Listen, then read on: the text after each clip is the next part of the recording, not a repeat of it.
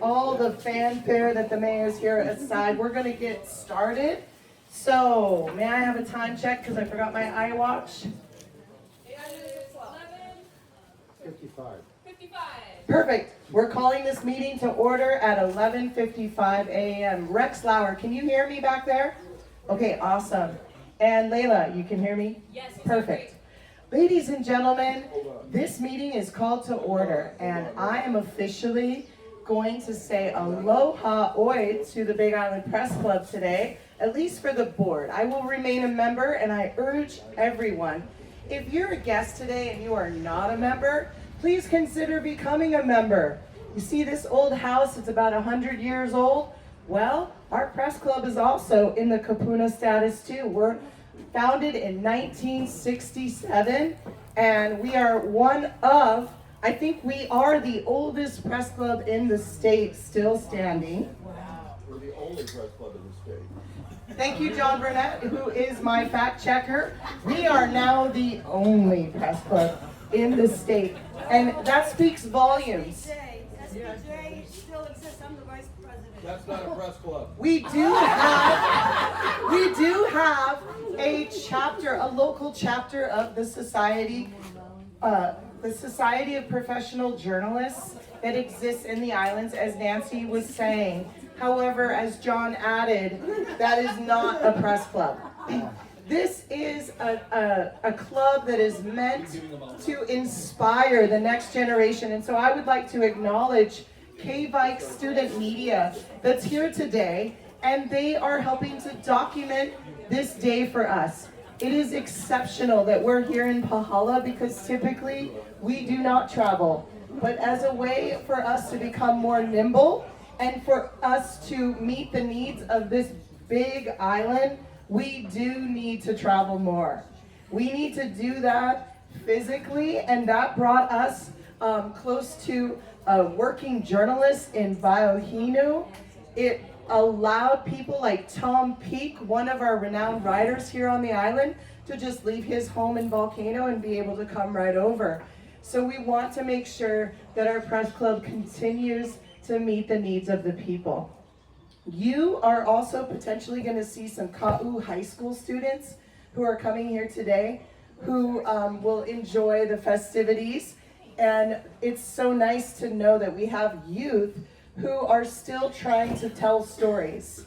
And we, as a press club, a lot of us are mature people. My daughter told me I needed to dye my hair because it's going gray. So I'm definitely in the mature people status now. But at the same time, we want to support the students who are actually doing work that we didn't traditionally do, and we may not know how to do. So the youth that we are supporting these days, they're telling stories in very different ways, and they're using different mediums to do that. And so my hope in passing the baton today is for our press club to modernize a bit. And I wish that I could have accomplished that in my tenure, and I couldn't quite convince everybody to do that. And so my hope is when we meet again for our scholarship dinner in May, by the way, and good luck to those of you who plan that event. My hope is that there's some really good news about our website, getting a facelift, kind of like what this house seems to be going through, right? When we went in through the dining room, we saw some work being done. We need to make sure that we continue to work on things and keep the legacy alive. So I think I've said enough because my voice is really scratchy. I am going to, now I'm going to conduct some official business. And, I need to acknowledge the people in the room. So we have Kimo Alameda, our mayor, who's just arrived, and his right-hand man. He's going to be grabbing his food. There he is. He's going to find a place to sit down. So it's so nice that we had him take the time to join us today. He's a member, and he supports us. He supported us before he became the mayor, when he was working. He's supported us all the way back in time when he was working as for the Office of Aging, and then he went on to to join other political ventures, but he had a community TV show through NALEO, Community Access Television, and so he appreciates the media. And he is it's so refreshing to have someone in office who actually appreciates the media and is willing to even get on camera and do his weekly shows and try to meet the needs of the people. I want to acknowledge our board who's here. Nancy Cook-Lauer, if you can wave down there. Nancy, she's one of the cornerstones of our board. I'd like to acknowledge John Burnett, one of our working journalists here. He is the current vice president of the board. I should mention Nancy is the current secretary. And then we have Mr. Bob Duerr over here in his Aloha shirt. He has been our treasurer. He's counted up the number of years, 13 years as the treasurer. So a lot of people have invested a lot of time and energy into this club. I see a lot of our supporters here, KT, I see Ruth, I see the Blums back over there. Please give us a wave, Blums. Okay, and Layla, she has been so committed to the board, even without an official position, she continues to come. Peter Seraphin, please give a wave. Peter Seraphin, who was one of my editors back in the day, and he's going to be coming aboard as a board member. But I also need to give a wave to Amy Pyle. She's going to be the big show today that you're going to hear from. She's with the lay over there, and she's with the Civil Beat. Kevin Dayton, who's seated with her, he's going to join the board, and he is also one of our working journalists who's still going at it today. And just want to appreciate him because he only took a brief pause to become a flack. Sorry, gotta use those old terms. He got inside government for a little while with Billy Kinoy, so he's very familiar with Kimo, and learned the inner workings of government before he decided that his true love and passion, his blood runs with ink. And the thing about it is most of us here, we love the smell of newsprint, kids. Newsprint has a smell. We love the sound of the press. These are things that you would never know, unfortunately. But fortunately, you know things that we don't know, right? So that being said, I need to say right now that is there a vote in favor of the slate of officers that we have circulated via email, and we're going to vote by acclamation. John and everybody who's listening, who's currently on the board. Can I get a vote in favor of the slate of officers for 2026, please? All in motion. I need a motion. I'll make a motion. Thank you, John. Is there a second? Second. Okay, all in favor of the slate of officers for 2026, please say aye. Aye. Any objections? Speak now or forever hold your peace. Great. It has been a pleasure. Aloha. I'm going to call up Maya-Lin Green. Come on up and take the helm, our new president. Yay for young people. And no signs of gray. Yay. Finally, right on time. Thank you so much. Hi, thank you. Thank you so much, Tiffany. It's so great to see everyone here. This is really a privilege and an honor to be with you all and to be in this place with so much rich history.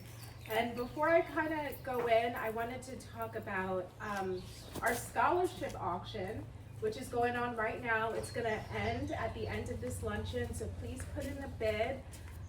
The money that we collect goes directly to up-and-coming journalists, to Hawaii Island students.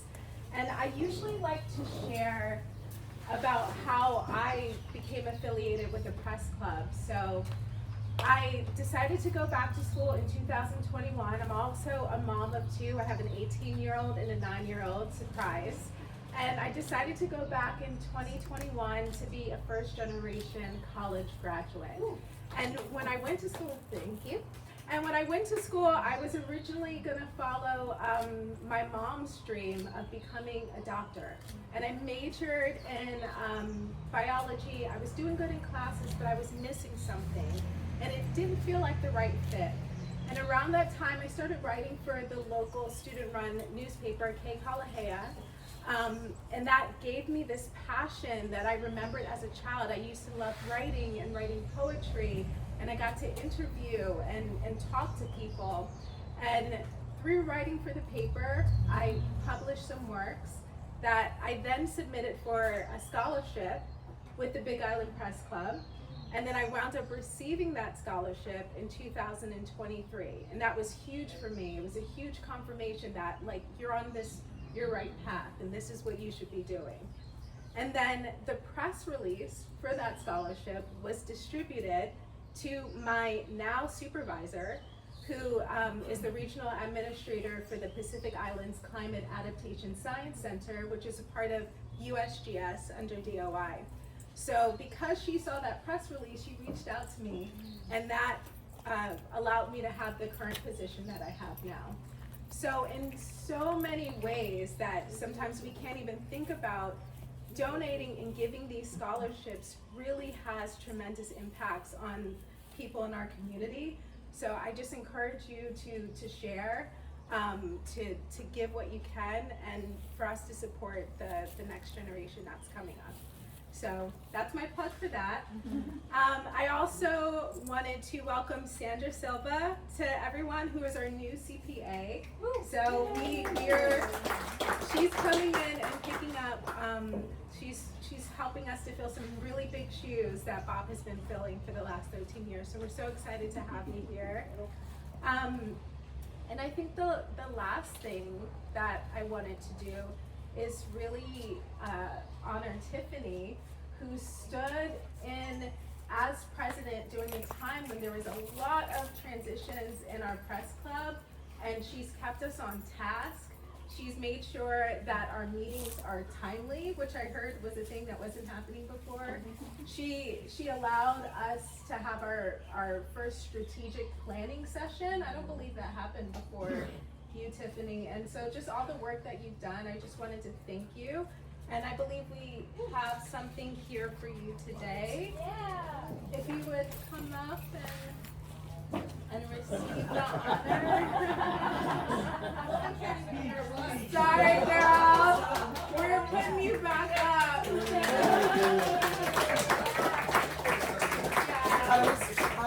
Okay. Aww.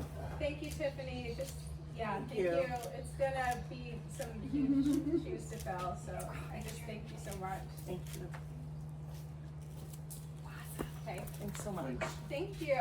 And then I'm gonna. You don't look like you have an 18-year-old son. I'm sorry. Sorry, no, right. I started early, girl.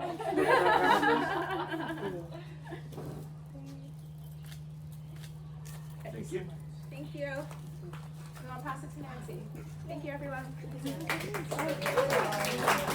Maya-Lin! She is going to be an awesome president. Mr. Robert Duerr. There we go. Mr. Robert Duerr said, "Don't get me a plaque.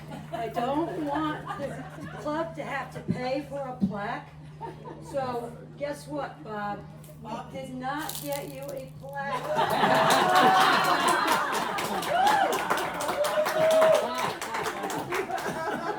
Not only did this thing not cost the club money, it was only $5. And guess what? We paid for it ourselves. Oh, I love it. Tiffany, I love that.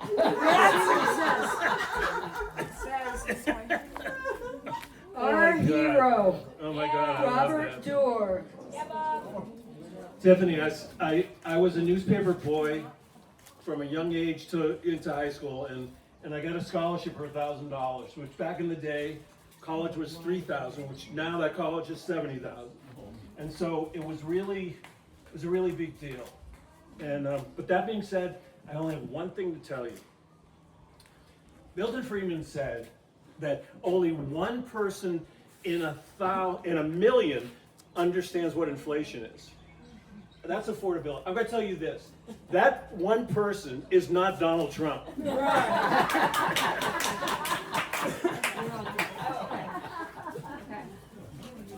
Thank you for that, Bob. Agreed. All right, thank you everyone for being here. My name is Layla. As Tiffany said, I'm not an official part of the board. I think I'm an adjunct or something like that, but I'm here to present the reason. Oh, thank you. Oh, mahalo. Thank you. Appreciate you. Cool you off a little. Mahalo, yes, it was great. It smells delicious. I'm here to talk about the Torch of Light, the reason why we have these luncheons every year. The Torch of Light Award is given to an individual or entity for illuminating the public's right to know. This honor represents the highest commitment to transparency and truth. The award is officially announced each year on March 16th, Freedom of Information Day, which is the birthday of James Madison. Madison was widely regarded as the father of the U.S. Constitution and the leading advocate of openness in government among our founding fathers. Today, the Big Island Press Club is proud to carry on this tradition through this award. We not only recognize excellence in illuminating the truth, but also reaffirm our commitment to defending the public's right to access to information, serving as Hawaii Island's independent watchdog for an open government. This year, we honor the late Julia Neal, founder of the Ka'u Calendar publication and owner of this beautiful Pāhala Plantation that we're so excited that we could have this event here today. And I will now share a message sent to us by her nephews, Michael and William Neal, on behalf of the Neal family about Julia's powerful legacy. So this is from her family. Aloha to all. We first want to thank everyone present for giving us the opportunity to host your gathering at the historic Pāhala Plantation House. We hope you find your time here a pleasant and a unique experience. Aside from her passion for journalism, Julia had a deep love of history and cultural heritage. This home was once the manager's residence during the days of the sugar plantation in Pāhala, a reminder of a Hawaiian era that has long since passed. When Julia had the chance to acquire this property around 25 years ago, she restored it to its former glory. But rather than maintaining it as an exclusive residence, which was its original purpose, she opened it up for the first time to all members of the community. A place where people could gather freely to openly discuss and debate the issues of the day. A place where people could celebrate the milestones of life like birthdays and marriages. A place where those from beyond these islands could discover Hawaii's more authentic side. Far from the hotels and luxury estates, we find Julia's version of the plantation house, a place of community in the heart of Ka'u. It's been nearly a year since Julia left us, and a lot has changed. As a family, we were initially concerned that after 15 years of dedicated reporting through the Ka'u calendar, the void Julia left behind would remain unfulfilled. However, as the months went by, we were delighted to see serious efforts to continue Julia's legacy from the Big Island's journalism community. We can now proudly congratulate the team members of Ka'u News for taking on responsibility of bringing news to the people of this great rural community. We all know that many rural parts of our country remain underserved or even news deserts, but we are happy to report that Ka'u will not be one of them. Lastly, we would like to touch on Julia's approach to journalism and how we believe it can serve as an example to others. Julia's style of writing and reporting was always focused on maintaining a neutral approach. It was especially important that this was the case in rural environment where news sources are few and far in between.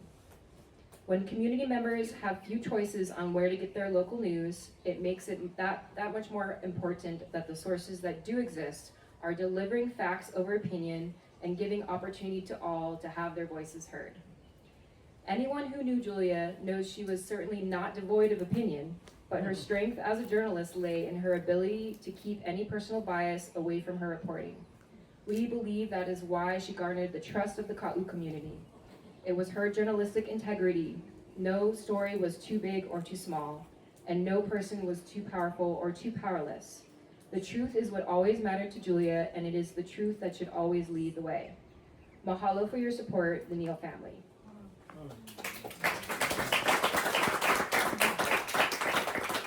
And lastly, I'm very honored to be on the Ka'u News team along with Laura Stocker. Thank you for being here, Laura. We currently are publishing Ka'u News bi-monthly in a print edition. We also have a website, ka'unews.org. Please connect with me if you're interested in learning more. We welcome story and event submissions, editorial support, and are also working with Ka'u High School on some student writers, for content. I have a few copies of the Ka'u News here at the table behind me, and we also will have a stack of the Ka'u calendar from Julia. She had a ton of them saved, so I'm going to be putting those out. If anybody wants to look at one or take one home, you're more than welcome. Mahalo. Thank you all for being here. Oh, and I have a statue for her here. I'm not sure who, I guess we'll...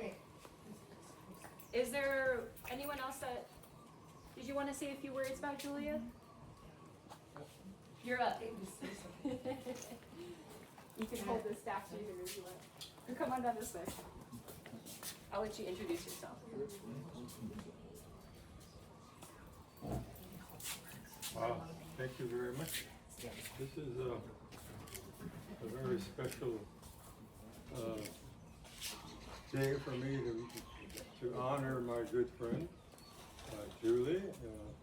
We were business partners as well as friends, and I'm happy to tell you that she was helping me and my wife, supporting us in our health retreat by arranging for us to use her cottage, one of her cottages. Thank you. Good to be here. Thank you.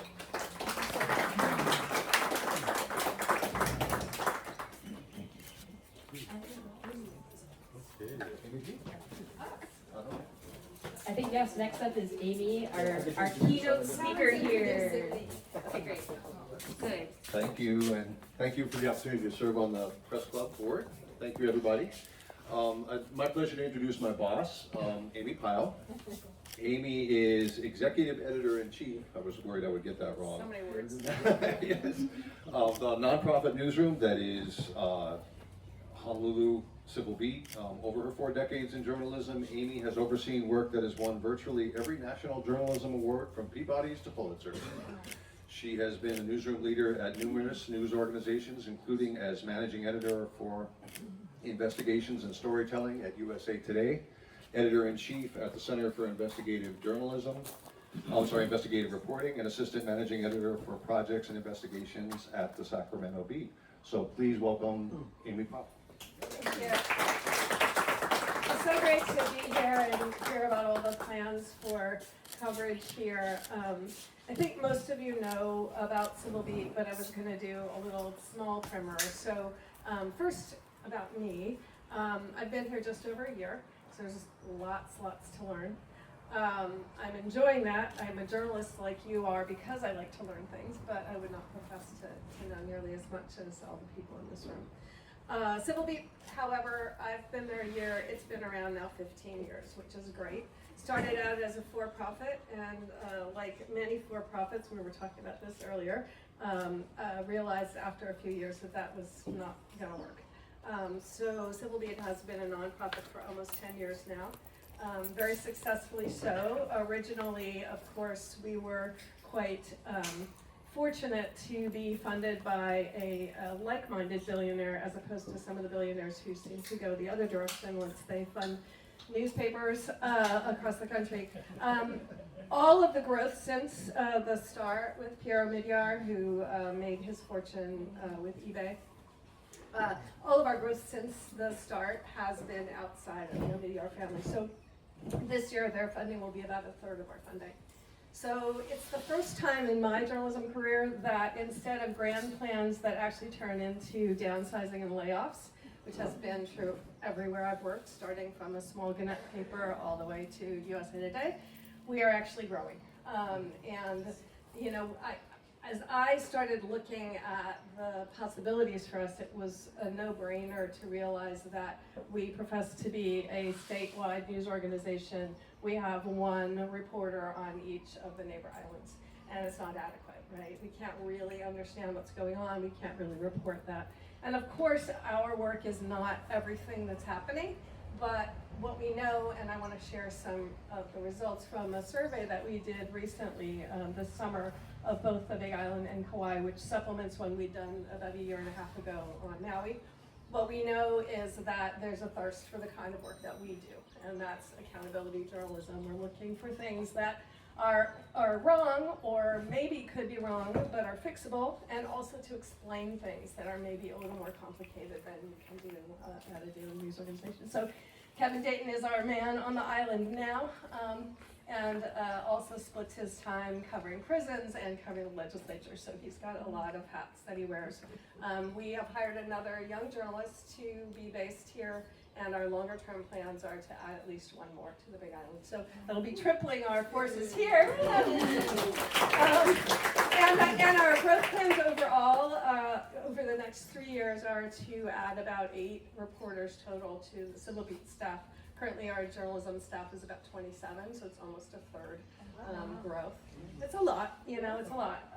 And we're excited about that. We know it's a challenge as well. We're very committed to not always hiring people like me who are coming in from somewhere else, but to try to find people who are local, including up-and-coming journalists who we can help mentor and bring along, because we see the value in knowledge of local things. So I wanted to tell you a couple of things about this survey that we did, because I think it will interest you.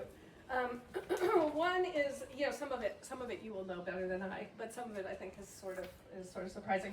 So we had asked people about their trust in news, and this does resonate nationally as well, but was more true on the Big Island than on Kauai, and that is that people trust local news more than national news. And this is a tribute to all of you, right? Because to the extent that there is local news happening here, people are trusting it, and that's a bond of trust that you just can't, build. You just can't create that, right? And we intend to try to have that same kind of trust with our reporters here. People also said that they were really engaged in local daily news here, far more than Kauai. And that's interesting because, there's not a ton of it anymore, right? I mean, at one point there probably were 3 dozen or more journalists here, and, it's not quite like that now. So I think that's a great opportunity. There's a thirst, and people are engaged, and they want information. However, it's interesting when you ask people what kind of information they want. They did this really cool, pie chart, and they divided information into a couple of categories. But one was knowledge, and that's sort of basic news. This is the news I need to sort of run my life, right? And the other was understanding. And understanding is what's behind that. The analysis pieces, the why is it that way, why isn't it that way? Exactly where our sweet spot is, right? That's what we try to do every single day. So the one thing was knowledge, 90%, up to date, etc. Understanding, 70%. So that's what people were saying they wanted. What they said they were getting was knowledge, about 60%. So that's just not getting the day-to-day stuff they need. And understanding, so there's more analytical pieces, 14%. So the gap is just huge there, and that for us seems like a good opportunity and a good place that we can be helpful. The other thing that this survey group did, and they are another nonprofit like us, and they have done this across the country, so they have some interesting methodology. They looked at the bigger news outlets here and a number of other outlets to see what the source of stories was. And this, I think, is the most troubling thing for all of us as journalists. About 90% of the stories that were being published here on this island were regurgitated press releases, announcements. You're not surprised, I know. But, that's concerning because that's not actually journalism. It's not useless, right? It's information, but it's just in that knowledge category. There's not the human touch where somebody's saying, okay, does this make sense? Should I talk to one person or two, etc. So again, I think something where we feel we can be helpful. People also told us that categories they were interested in, which I'll tell you about in a minute, but they felt like they were getting enough sports and crime. And I was like, hallelujah, because we don't do those things. So there's a role for us here. Okay, so concept that we are going with is something that I've called a hub and spokes approach. And that is, we're not going to be able to put 3 dozen reporters on the Big Island. That's not ever going to happen, not in my lifetime, not ever, right? But how can we have local journalists who are able to work with us, also tap into other journalism that's happening here, right? Because in our newsletter, we touch on other topics. We really welcome, I know a number of people here, Tom is one of them, have done voices pieces for us. So, to sort of get op-eds and other kinds of commentary. But how can we go beyond that to topics that people are interested in, that are important here? And that's the hub piece of it. So some of these journalists that we're going to hire are going to be focused on things that are related to all of the neighbor islands, like health access. It's a huge, huge issue. It's a big enough issue on Oahu too, right? But it's really a big issue out here. So that reporter can live anywhere. We don't care what island they live on, but they'll be like a hub reporter looking for stories on all the islands, but not Oahu centric, which is, where much of our coverage has been now. So that's the concept of that. We also are talking longer term about a legislative reporter who, rather than so much covering what's happening to the state and how does it affect Oahu, which as the population center is a lot of what the ledge is looking at, in fact, would be looking the other direction. What on the neighbor islands is not getting to the legislature? How is legislation that's being passed in the legislature going to play differently on the island? So, these are some of the ways that we're looking at that combination, and that there would be this flow of information back and forth. So we have a really good environmental reporting team. It's essential on these islands, right? We're feeling the changes of global warming quite close to home. But those reporters can work with the local reporters. They don't all have to be experts in everything. They will be able to tap into that expertise. And that's true on a number of topics. So, okay, back to the survey. So what do people on the Big Island tell us that they're most interested in? None of these surprising. Local politics, agriculture and sustainability, cost of living and housing. People are concerned about growth being too rapid, unchecked development, over-tourism. Over-tourism was a bigger question on Kauai, of course. A smaller island really gets land. But, so those are things that not only are clear areas of coverage, but areas where we have strength. So we feel that we can apply that strength here as well. So here were a couple of comments that people made. People said that traffic studies sorry Mayor, it may not be true. Traffic studies get handed out as political plums, but nothing is ever done and traffic gets worse. That's true. I mean, there could be a story there for Kevin, I don't know. The fact that government wants to impose the standard American way of life here, blasting away traditional ways and disregarding local culture and beliefs. Wow. I know. Affordable housing so our kids can stay in Hawaii. I think a lot of people feel this. I hear this on Oahu a lot too, right? People are concerned that the diaspora is not always by choice, but because their kids cannot afford to live here.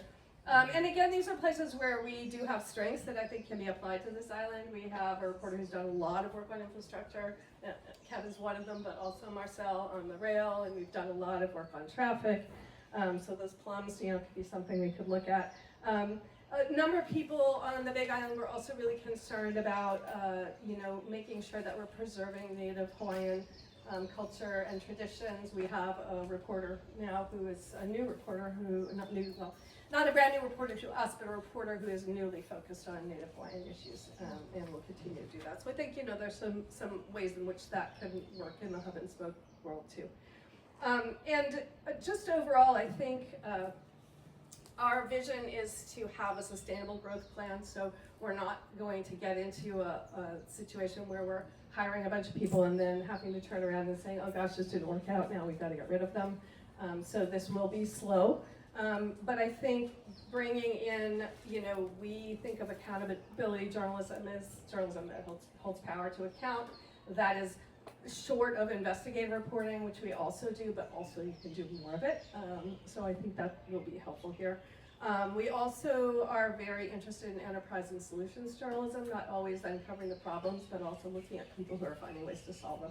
And I think that gives folks hope for the future. And yes, the ability to respond to natural disasters, and that was the thing that was of particular concern to the people we surveyed on the Big Island. And of course, the volcano is part of it, but not everything. And the Maui fires were, I was not there, but the civil beat really rose to that occasion, and we would be there for you in those situations. So anyway, we're gonna need your help. We need ideas, we need community acceptance, which we can't just buy.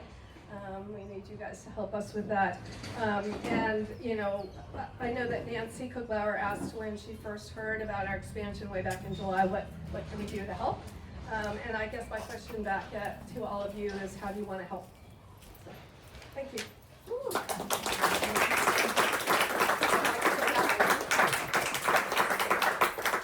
The new president takes the mic. That was great. Thank you so much. 30 more minutes until the auction closes, just to give you a heads up. And I'm hearing from Tiffany, we should do a Q&A. So if there are any questions, any comments, Yeah, I'm happy to feedback take that we have questions, from or Ms. you Kyle? can just grab me after too, so. Or you could talk more casually, but we did speak about, coming up with solutions. And speaking of solutions, and creating them on our island. We were joined by our mayor who came out, so I'd love to invite him up to speak. If you have anything, any words to share.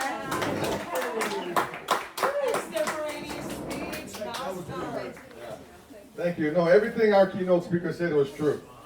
I gotta say, this is a special event for me. Well, first, being part of the Big Island Press Club is special to me.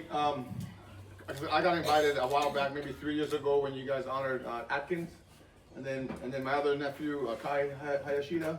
And then I think it was the same class of scholarships. So I mean, the scholarships really go to our local students, and they love it, and they become journalists. So I appreciate this club and what you guys do for our community. I want to talk a little bit about Julia, and I came special for her. Yeah. So we developed a pretty good relationship during the campaign. I knew her from the Bay Clinic days, and she was always such a loving, open, sweet person who was willing to do a story on almost anything. So, so first it was like health. That was my thing, and she did some really nice articles on our clinic here in Na'alehu and the Ka'u Hospital, and then when I started campaigning, she had all kinds of questions, and she never held back, but it was a very sweet, curious kind of and that's true story, no biases. I mean, she reported what she felt was the truth, and I appreciated her for that. And we had many talk stories on that kitchen table right there. And my wife's family is from Ka'u, so we also had a lot of vacation time here at this plantation house. So this whole place is very special to me and to me and my wife's family and to my kids. They would be running up and down these stairs, and it was like, last day it was like everybody got to fix everything because we broke half the house, and we wanted to make sure we get our deposit back. But these are the memories that I have from this place, and especially Julia. So again, on behalf of the county, it's a real honor to be partners with you folks. You do some really good writing, all the way from Civil Beat, Tribune Herald, Big Island Now. I mean, you do our work. I mean, how many times have I told my staff, well, just check Kevin's article. Or John Burnett wrote something, he summarized it really well. Just go there. I mean, you do it better than we can do it. And you do it in a way that's very comprehensive. And you try to get all sides of the story. And many times in government, I cannot help but just see the county side. But when you present it, it's really helpful, because then I get to see all the sides, and then I become a better leader. So again, on behalf of the county, thank you so much. It's a pleasure to be here. Enjoy the rest of the day. Aloha.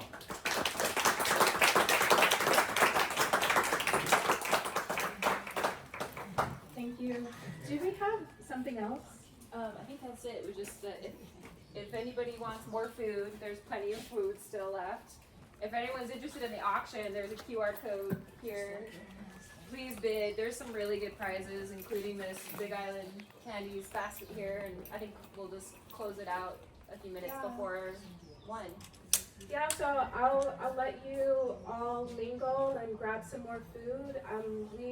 I didn't personally meet Julia, but I've been able to hear a lot of stories about her, not only tonight, but as we prepared to get this event. And our mayor was just speaking about the way that we share. And when I think of Julia, when I think of a lot of the people here, I'm thinking of legacy, and not just the legacy of like what our names are, but the legacy of giving and of sharing and how we impacted our communities.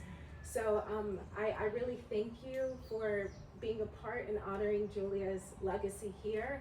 And I hope it's an opportunity for us to think about the ways that we are leaving a legacy in this community and really giving back and serving. So thank you all again. Please mingle, do what you like Let's to make do. sure people are bidding. Oh, and we need to get a group photo. I remembered. I remembered. We all have to Say do a something group about the photo. bids. Okay, great. Ladies and gentlemen, we have about 25 minutes left of this auction, and there are some serious deals right now that you should get on there and grab. If you live anywhere near here, Kai Loki's is in Ocean View. There's a $15 gift certificate for you to enjoy, I think, a meal or even 2 meals on that. Like, don't let those people get that for $15. Don't bid on what I've just bid on, but bid on everything else. Okay? Just kidding. You can outbid me and we'll see how far we'll take it. But you have 25 minutes to do that. If you are not modern and you're just trying to figure this out, I learned a great new trick. You go on your camera and then you can scan this QR code and it will take you to the website. Does anybody need help doing that? Or are you guys just ready to talk story and not spend money? This is for our children. This is for these kids here. By the way, I need to share an important conflict of interest. I'm on the K-Bikes Foundation board, so I am personally interested in these people. But we would love to see the Big Island Press Club give them scholarships with this money. Yeah. So, get bidding. Do not let Kai Loki's get away with the $15. I'm going to circulate this and say goodbye for real. It should have been Maya's last words, but... Oh, link on the email sent. Okay, I'm going to keep going and drop the mic. Yeah, Tiffany. Aloha. Woo! Mahalo. Group photo. Yeah, group photo if everyone wants to get in front of the house here.